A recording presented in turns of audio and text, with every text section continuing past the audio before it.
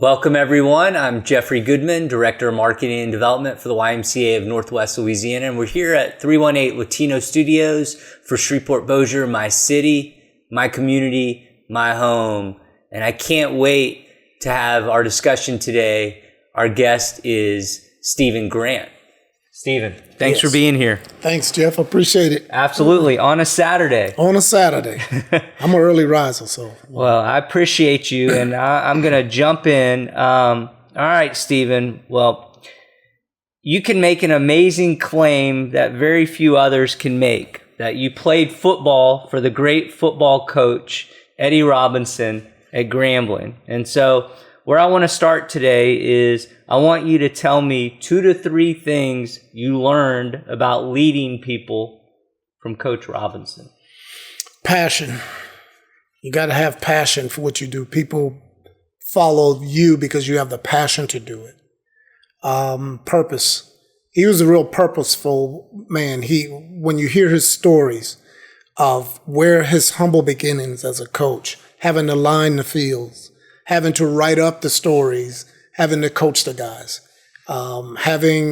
very few coaches could say that they had a world war interrupt their coaching season. And prior to that, his team went undefeated, unscored upon, untied.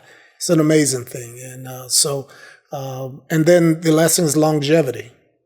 The longevity that he had, not only as a coach, but for me, one of the things that I strived for was the longevity in his marriage, for his wife that long, and especially these days. So I'm blessed to say I've been married 29 years to the same wife.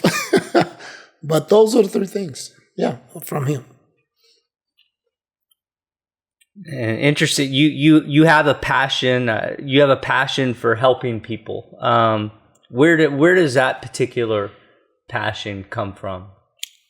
My upbringing, humble means growing up in South Carolina in the projects of Ben Tillman projects in North Charleston. And I have a mentor. His name is Earl Spates. I just recently flew back from Charleston. We kind of honored him. But he was the gentleman that really invested in me. I met him when I was in the 7th grade. I was in his wife's class, and she introduced me to him because I was I was an EGR student. That's what I always call my students, which means extra grace required to deal with me. But he spoke to me, and then I didn't see him again until my sophomore year in high school, where he became my junior varsity coach, and he just from then on had been in my life. He contacted Grambling and got some film to Grambling, and that's how I wound up being recruited there. I almost blew it because I was a hothead, and I quit my high school team my senior year. Keep in mind, I was MVP of the team my junior year.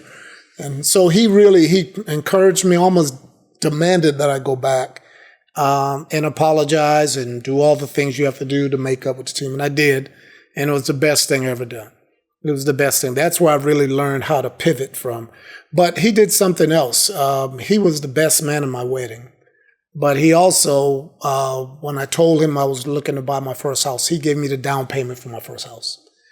He's always been there. And I wanted to pay him back. He said it's an investment. And so he's always been in my life. Anytime he's still alive. He's still there. I'm going to pray for his wife. His wife has been diagnosed with cancer, so Miss Carol is kind of in a tough situation. But he is still that guy. We used to load up the buses with guys and young ladies and just take them on college tours up and down the eastern seaboard. And so many kids, so many guys. Robert Porcher, who played about 10, 11 years for the Detroit Lions. He was actually one who hosted the event in Charleston. He has a couple of restaurants there. David Meggett, people have heard of that name, David Meggett. He got him into more. And the mayor of North Charleston, currently right now, is a teammate of mine, Reggie Burgess. He's the one that got Reggie in. So I learned that giving back to those is where a lot of my passion lies. So when I became an educator, I saw myself in a lot of the students. And when you can see yourself in students, then you have an ability to relate. And you can see, as I always would tell students, I can see the king and queen in you. You can't see it now, but I can, because the potential is always there for people. You can always see people's potential. It's sort of like this thing we call faith, you know. You just know it is there. You believe it, even though you may not have evidence of it right now. And so just wanting to help young people. Currently right now, I'm sort of in a phase of wanting to help men, just dealing with a lot of different things. I have a little thing I call speaking my truth, because it's really about me, but it's about how I've come through a lot of things. Ups, downs, good, bad, having to pivot, whether it's in your career or in relationships or whatever, but staying focused, reminding myself that I matter, I have a purpose, I have a passion, and I'm seeking longevity and just doing whatever I can do to be better. That's really what it's about for me. And if I get these dates wrong or anything wrong, please set me straight. But from 2017 to 2025, you served as the principal of Green Oaks Performing Arts Academy. Correct. As you look back at that time, what do you count among your greatest accomplishments? And maybe what about a couple of your biggest regrets? Well, my greatest accomplishment for me, the motto of the motto of the school is turning green minds into giant successes. So these great accomplishments are going to go under the wire. People won't know about it. But these are the students who, based off of their circumstances, overcame that and still graduated and still went on or doing great things. Some of them right now are registered nurses. Some of them are working in other areas of medical fields. Some, owning their own businesses.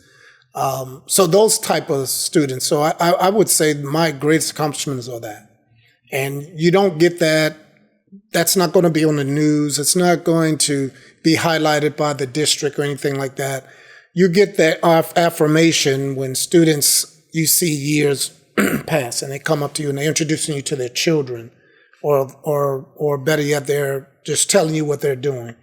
So those are my greatest things. And then just having the opportunity to interact, help other educators. One thing as a principal, you mentor people into leadership roles, and there have been some dynamic educators there that I have mentored, and I continue to mentor today, because if you can't help other people to elevate and move to a higher position, then you serve no purpose. I'm just a big believer that the greatest assets that we have is not money, it's not prestige, it's not things, it is people. God gives us people to either undergird or to undergird us. And I would always tell, when I speak to men, I said, one day you're going to be the teacup and one day you're going to be the saucer. So this one day you're going to be filled up and you're going to overflow to someone who's there. And then it's going to be one day someone is going to undergird you and they're going to catch your overflow. So I just kind of think about it in that regards. One of the first things I did when I became the principal at Green Oaks is I took they had it on the door, principal, and I took that title off. And my secretary said, why'd you do that? I said, well, principal's a title. I'm a servant. I serve parents, students, staff members, this community. And so I don't want to be known as just that title of a principal. I'm a servant. And so regrets, I guess the regrets is that, we had some great school gains this year.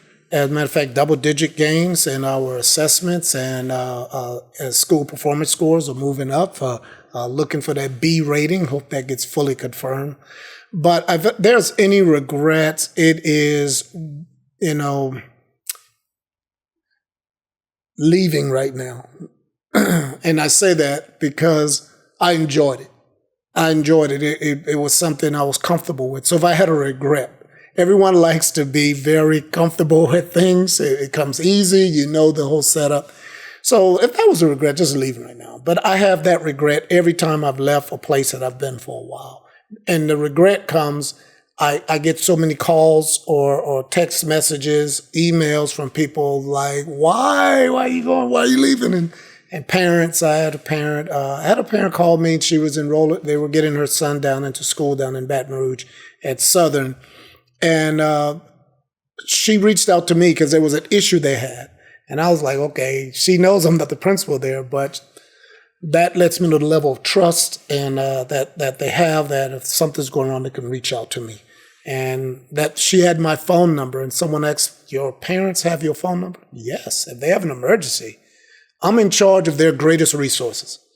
And so when I have parents who need me, here's my cell phone, give me a call, let me know what I can do. And that's what, so those are the two things. Love that.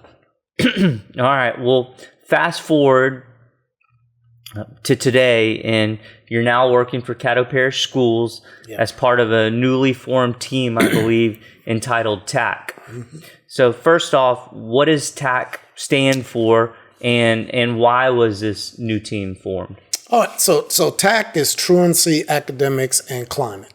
And the first part of TAC, truancy, is the reason why this has been formed. And this is the first year for TAC. Yeah, all schools all year have a truancy agenda, but Superintendent Burton wanted to make this an emphasis, and wanted the schools and the district to emphasize getting children back into the classroom.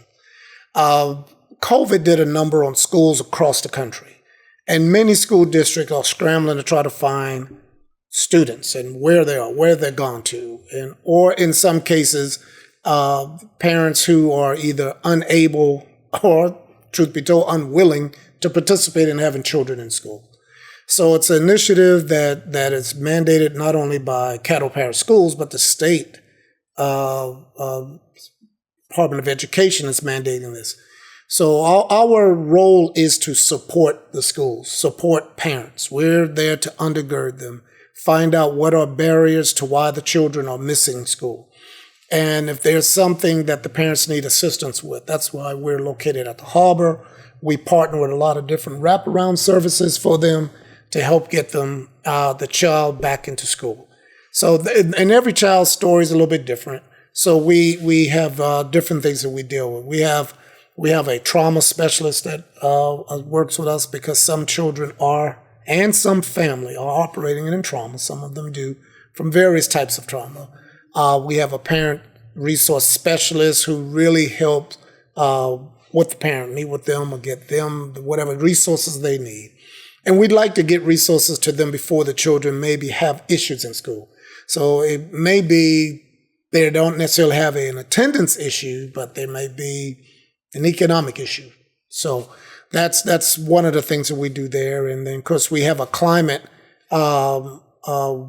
person or specialist is Casey Monero, who goes in and works with schools to build that culture and climate within the school, to create a space in which students want to be at school.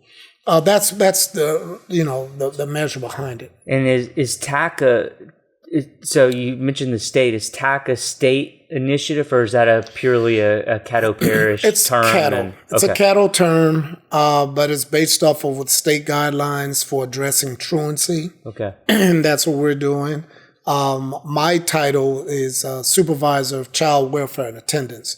So I'm actually a part of Caddo's attendance department.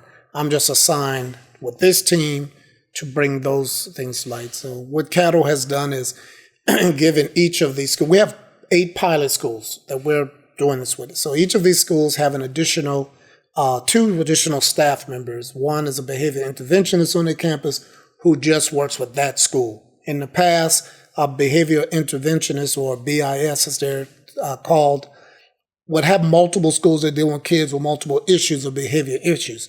But they're now housed at this one school to directly deal with those students. And then they have an attendance monitor or tutor, as some of the terms, and that person monitors all of the attendance, truancy, who's not there, where they at, calling parents, setting up meeting with parents. And the school, along with the principal and their team, meet, and they devise their plans for addressing truancy at their school, their climate and culture pieces, and we come in, we support them. That's what we do. We don't tell them how to do it. We just give them the support. We also act as sort of a compliance because you got to have that in place. But the main thing is to provide support to the parents, to the school itself, and obviously to the student. That's the key. And you mentioned you're housed at the harbor. For those of you who heard that but didn't catch it, so the harbor's on Knight Street.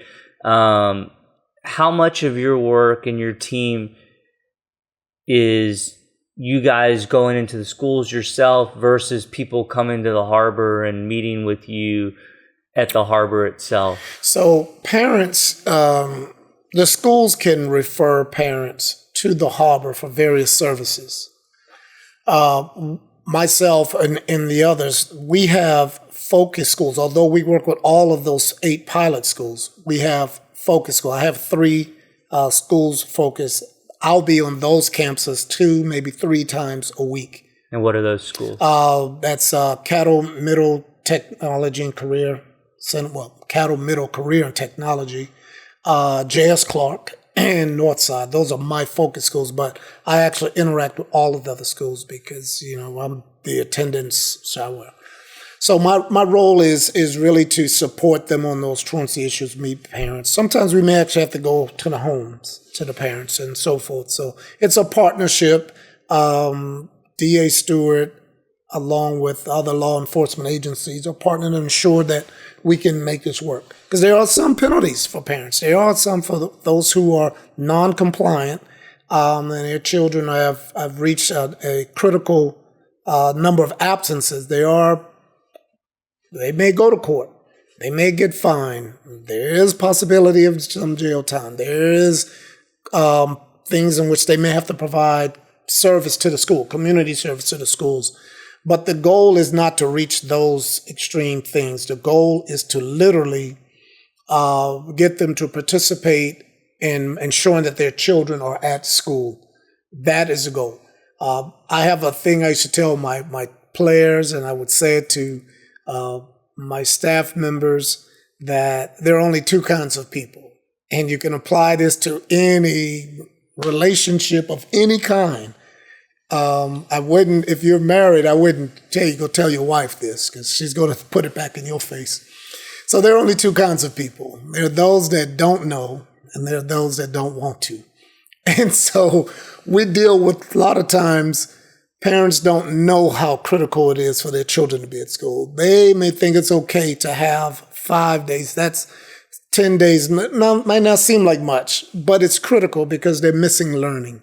And whether that's unexcused absences, whether that's excused absences, they're missing their learning. And that ultimately can have an impact on them. So imagine if you look up and there's some children who have 100 or more days absence. So we go from dealing with someone that doesn't know to someone that doesn't want to. Well, you have to have critical conversations with the I don't want to. And sometimes those critical conversations could lead to measures that are rendered by the court system. So we're trying not to get there. And in general, those people who don't want to know, in your experience, where is that coming from? What is driving that? We have, in some cases, with parents in the school system, sometimes they work a lot. And they don't necessarily, some may not be there when their children are supposed to go to school. And then they're getting calls from the school and they're like, wait a minute, I got him up to go to school, or I dropped him off. So there are various reasons why children may not be there. But the concept that, okay, it's raining today, well, my child's not coming to school, that's unacceptable. So we have to find ways. If a child lives within a certain distance from the school, there's no bus transportation for them. But that parent themselves may not have transportation, and that's still a long walk. So we have to try to find ways we can support parents in the ways that they need. So sometimes parents don't know that there are services out there that will assist them when it comes to, as crazy as it seems, that we see giveaways all the time for back-to-school giveaways and stuff. But parents, there are services and agencies that will work to ensure you have that prior to these moments right before school starts. There's services that may actually help them find jobs. So you have a parent who may be operating literally with some ignorance. They just don't know what to do. So they want their child at school, but they don't know what to do. And sometimes, as they say, life just gets the better of them. And because of that, and then many times some of them are embarrassed that they don't know. So they don't ask. And if that's the case, we want to support that parent to let them know that we're here for you. We're here for your child. We want the best for your child. But then on the other side, sometimes you got people that just don't want to. And unfortunately, we deal with that as well. But we need parents, and we're really pleading with parents to participate in their child's life. I mean, it's something that is necessary, and schools cannot function well without parent participation. I don't care what the most successful schools have the most parent engagements. Point blank. Yeah. Well, I know school's just getting started, and I know this is the first year of TAC, but describe to me, just kind of paint a picture, if you would, of what you expect your work weeks at TAC to look like. Okay. So a lot of meetings, whether it's with our team, whether it's at the school, whether it's parents. So a lot of dialogue, a lot of planning. I see it in that regards there. My hope is that we have more engagement than we can handle with parents. I know some may say, what about the negative engagements? Well, even in that, we have to engage. So I'm hoping that the engagement between what we're doing with the schools and what we're doing with parents and what parents are doing with the schools, I hope this triangle effect can occur where the child becomes the center of our attention. And it's not so much about what parents are not doing. It's about what can they do. It's not so much about what schools aren't doing as much as what we are doing. And so I think as we focus on those things and that engagement, I think we're going to see results. So, overall, the district is tasked with trying to reduce it by at least 5%. That's going to be huge, just to drop it by 5%. Truancy, yes, because we have excessive absences, and then you got truancies, and the reality of it all is you may have a child who missed a lot of days from school, and they're excused absences, but the result is still the same when they're missing instruction. So from your perspective, I mean, because I've heard this a lot, and I mean, we had Clay Walker on here a long time ago, and we talked a lot about truancy with him. Why? I mean, I guess just a layperson's interpretation of what happened during COVID. No one came to school, and then when people went back to school, some people were so accustomed to not going to school, they didn't go back. But just for people who don't really understand the connection of truancy and COVID, explain a little bit from your perspective of why that created a situation that we still haven't recovered from.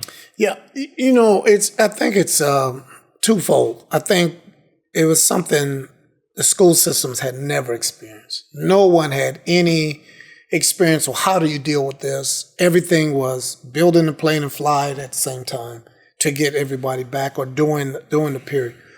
I think at that time, COVID really showed, at least in Caddo, the degree of how some parents or some households are so far from, what education should be. They were ill-equipped. Their homes were not equipped to deal with that. And when you say that, I mean, what I'm hearing, tell me if I'm listening to this incorrectly, what I'm hearing is the digital divide. Correct. You've got students who are at home gap. Who need to learn from home and aren't equipped to be able to do it. That's correct. And I know people will say, well, every child has a cell phone.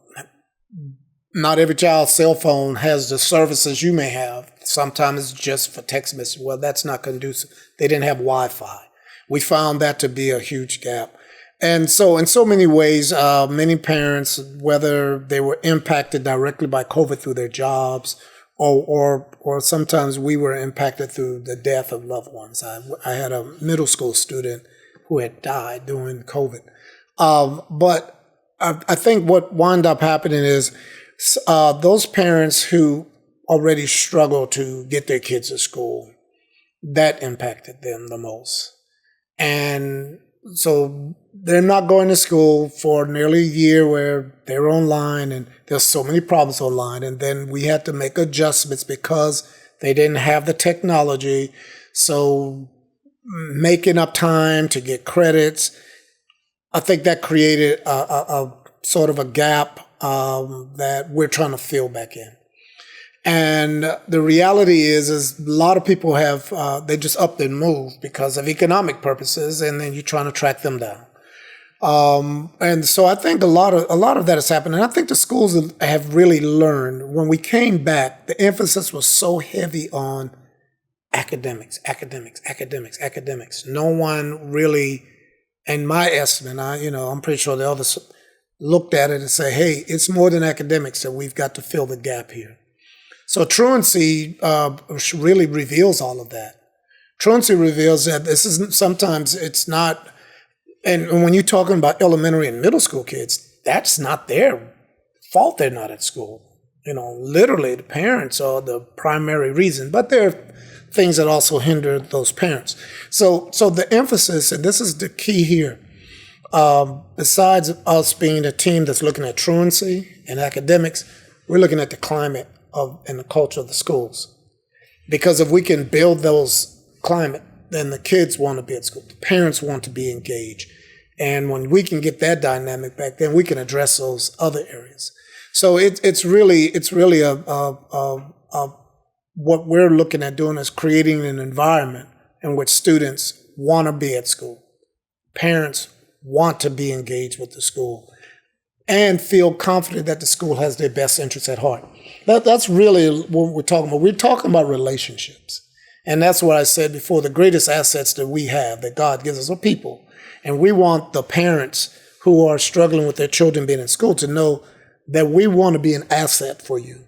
We want that because when the children are at school, they're an asset to the school. And test scores prove that. The kids who have the best test scores are the ones who have the best attendance.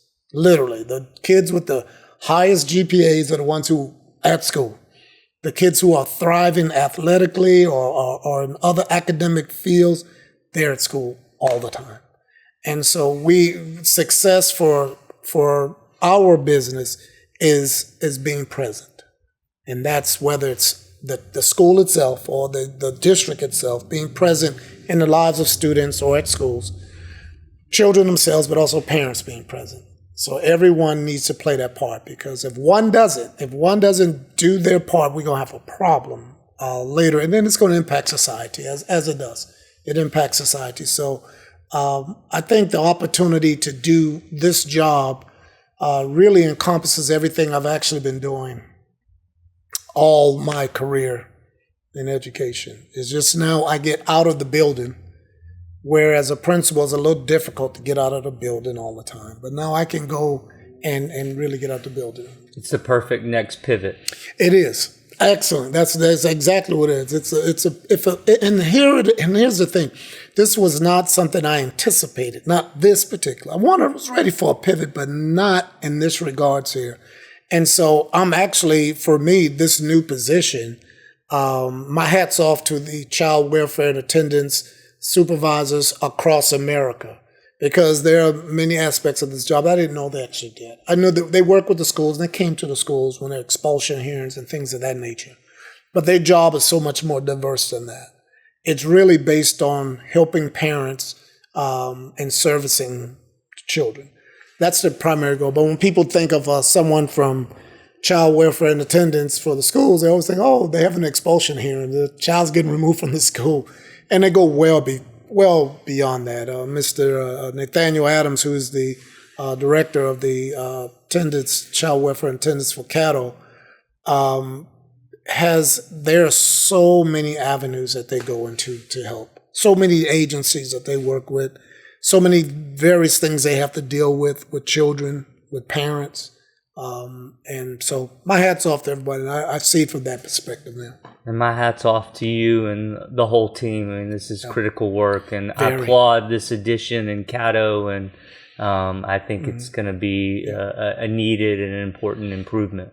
Yeah, I think so too. And if anything, parents need to know from this is that support is there. We're just asking for active engagement. That's really just be engaged. Because if they're engaged, not only can they help their child be better in school, they will help themselves ultimately. My wife and myself, we're caring for my wife's mom, and we were talking about it. Anyone who's cared for their parents, who's elderly, it's very trying. It's very. And I told her, I just thank God we're in position to do this. And you think of children who may not be in position to do that because they didn't make it in school. And they're living a life that's struggling. Now they have a parent. They cannot. That I think about that all the time. And I just think that positioning students to be successful in the future has a lot of dynamics that we don't even consider. And that's one of them, that they could be in position in the future to care for their parents or care for a loved one. And those that are unable to do so probably can tie it right directly back to not being in school, not being successful in school, dropping out, going here, those various things like that. Yeah, that's powerful. Yep. Well, Stephen, those were my set questions for you today. Is there anything else you want to share or get into or discuss? If so, please, we have all the time. Yeah, one of the things that I see in this position, and really even in school, I think it's important that when we talk about, and I love the title of this podcast because to me it encompasses the whole citizen who may live in Shreveport-Caddo, Shreveport-Bossier. And I think it's important that we share our experiences with one another. I think it's important that we look for opportunities that we can help others and undergird others. I think it makes us a much more holistic community when that happens. Yeah, differences exist out there.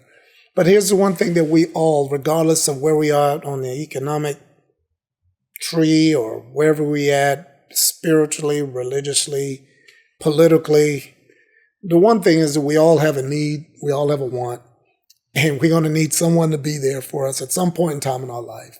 And we're always going to want to do something that we may be unable to do. And so I think as we bond and build relationships and build these type of dynamics within our community, I think we have a much better community, a much happier community, because there's just so much out there. And then you imagine being out there and no one is there. That's a terrifying. I remember hearing a story about a gentleman who had a goldfish in his aquarium. And he went to sleep and the pump malfunctioned and it caused the heat to actually go up. And said that when he got up in the morning, the fish was upside down dead. And he thought to himself, he wondered if that fish was screaming out, but no one could hear him. We have so many people in our communities like that. We have a lot of kids like that. But we also have a lot of men like that. And I purposely, when I speak to men, I do a little on my Facebook live called Speaking My Truth. And I found out that I had things in which I was crying out about that not necessarily anyone heard, but I got to thinking about the other people. So there are a lot of families, and when in the school system, we come across dynamics in which very seldom do with the kids who are truant or troubled, that there's actually a male figure in their life. And so for me to really to encourage and grow and push men to be present, regardless of their relationship with the child's mother, is important. But I think it's important as a community that we encourage everyone and we try to listen, because we got so many people, and we can see homeless people and we think, oh, there are a lot of people who come to work every day dressed in their ties and their suits, and they're suffering and they don't feel comfortable. There's no one is hearing them. And then all of a sudden we look on the news and we see someone who's committed suicide. Or we see families break up. We see all of these come because, we're creating a situation where people are not willing or are able to come forward. and say to them. So we need to create these time. And I think this podcast gives people to hear the services that are, or people who are doing things that provide service for the community so that people can grow. And so that's one of the things that I just want to do. So my whole career, when I look back, from coaching to just teaching in the classroom to be an administrator, all dealt with really helping those to be better than they were. You know, when you come to a game on Friday nights and you're watching that kid catch that touchdown or intercept the pass, and we're shouting, we don't know what took place Monday through Thursday for that high school kid, what he went through to come and play that game. And some of those kids are out there and they're just, that's the greatest thing.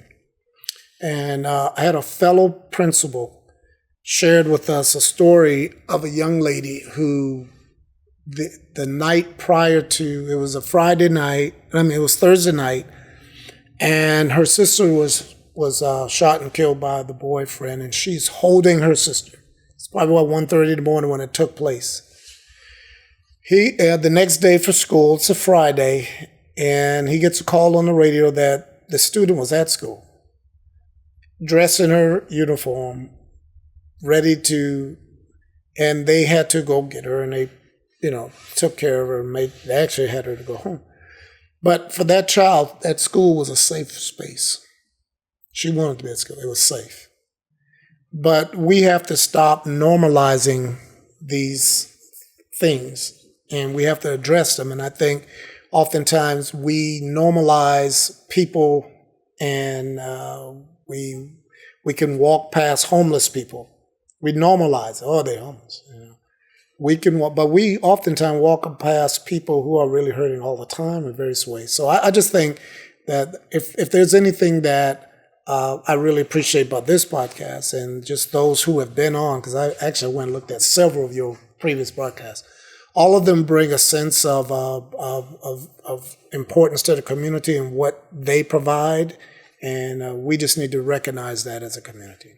Well, I appreciate what you're doing. I think it's very important, and you're one of those people. And I think when you talk about the cup and the teacup and the saucer underneath, I feel like you're a saucer for many. So thank you for doing that, and thank you for being here. Man, I appreciate it. Thank you for the opportunity. It's been great. It's been great.